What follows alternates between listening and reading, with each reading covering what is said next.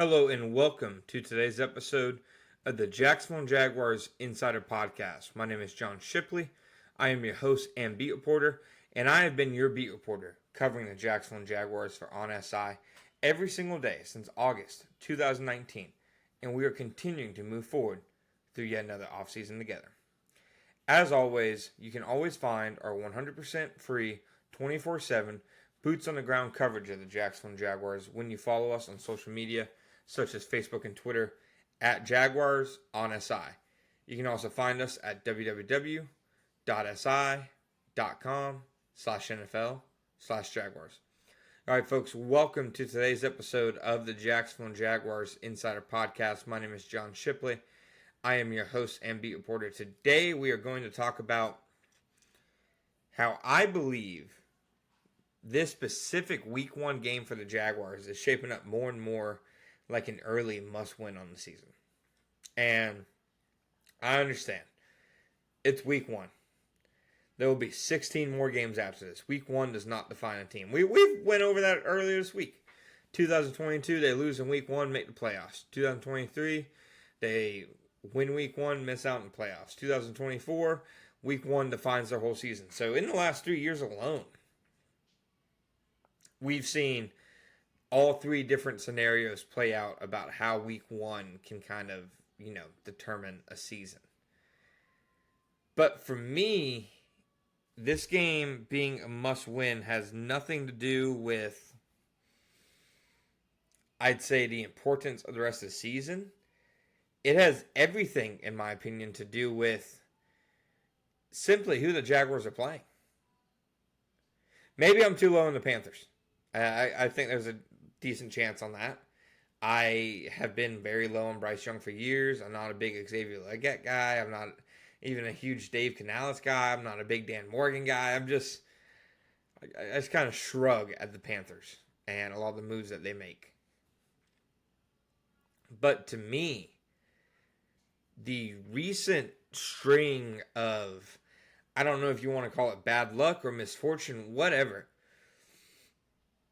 that has hit the Panthers. It's one of those games where so many things are happening with them negatively that if the Jaguars don't take advantage, I think you have reason for concern. I sincerely believe that. And that's without even seeing what this new Jaguars regime looks like.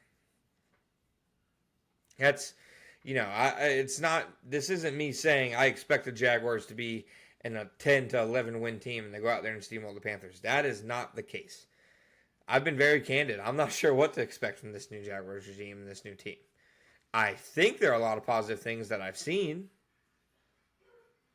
But how it all translates to Week 1, Week 2, Week 3, and so on and so forth, I think still, kind of remains to be seen. With that said, just a rundown of what's facing the Panthers. 1, left tackle Ika Mekwonu might not even play. Had an appendectomy last week.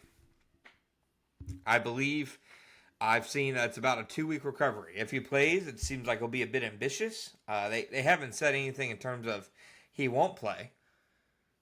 Just that it's a bit uncertain right now. If I had to guess, I'd say not looking great for him to play. And if he doesn't play, down a starting left tackle when the Jaguars' position of strength on defense this year is supposed to be edge rusher. They're carrying 6 edge rushers on the roster. They must like it. Josh Hines-Allen, Trayvon Walker, Dewan Smoot, Emmanuel Ogbah, BJ Green, Danny Strigow. Those first 2 to 4 guys especially, and specifically need, in my opinion, to have a good showing. And if Ekwonu is not playing, that is a major blow to Carolina. I know he hasn't been an all-pro world beater as a left tackle, but he's a good player. And he's clearly the best option for a left tackle. So if they have to go with a backup left tackle, that's a positive development for the Jaguars. And a team with a backup left tackle, if you don't produce against them, that to me would create a host of questions. That to me would be cause for concern. Even if it is the first game of the season, first game of a new era, whatever. Regardless of what era it is, regardless of what coaching staff it is, regardless of what regime it is, if the Panthers' left tackle does not play, the Jaguars need to take advantage. So you have one advantage going their way that way. Then the receiver situation, which has been very odd to follow from afar. I will not lie to you. So they trade Adam Thielen to the Minnesota Vikings, which I get. Thielen was their most consistent and reliable receiver. He was Bryce Young's safety blanket for, a lot of the last 2 seasons, etc. But, I mean, if you can get something for a mid-30s receiver who is clearly winding down, I think you take it. But that clearly hurts their weapon depth just a little bit. Jalen Coker, who looked like was set to be their starting slot receiver,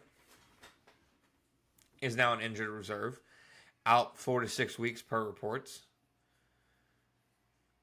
So 2 of their top 3 receivers, because I believe if you count those 2 guys in that group, Laquette was their 4th best receiver. 2 of the top 3 receivers from just a week ago, at least in my mind, are now not going to play in this game. Yes, they still had Ted McMillan.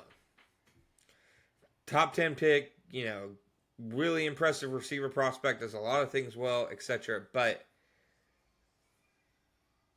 a young quarterback and his top weapon is a rookie in his first game, that's a tough matchup for the Panthers. Being down Coker and Thielen, to me, has to matter.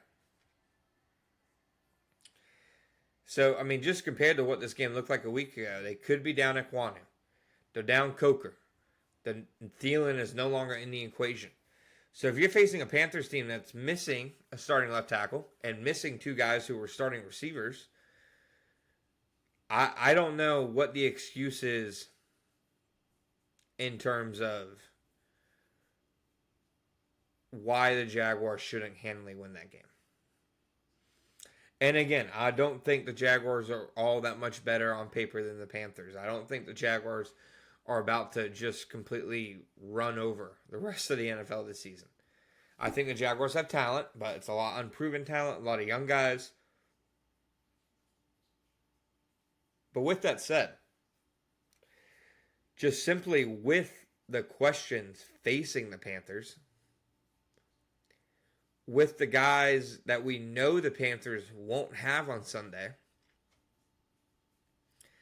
is there any logical reason to argue against the Jaguars winning the game? I don't think so. And it's because of all those reasons, because of all the momentum that's really heading towards the Jaguars' way, because of all the things that the Panthers are missing, that I think even though it is the first game of a new regime, this is a game the Jaguars need to win.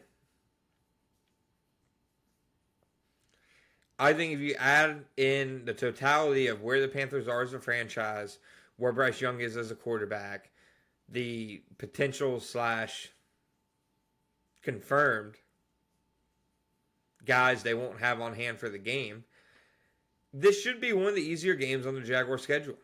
And that isn't me saying I think the Jaguars are going to come out and win 30-0. That is me saying the Jaguars better win this game. Again, I know it's a long season. I know that there are more games that will define the season than week 1. But to me, if you want to stop being the same old Jaguars, to me, if you want actual tangible change, this is what you need to have. This is the game that you need to win. This is the game that you need to show. When things go wrong in the opponent's favor, you can take advantage of them. Because the Jaguars have struggled to do that in the past. I remember that Houston Texans game. I think it was in 2023. And Texans down several offensive linemen. And it didn't matter. Jaguars couldn't get the Stroud. Jaguars cannot have a game like that happen on Sunday against the Carolina Panthers. Thank you guys for listening to today's episode. As always, We'll be back next time.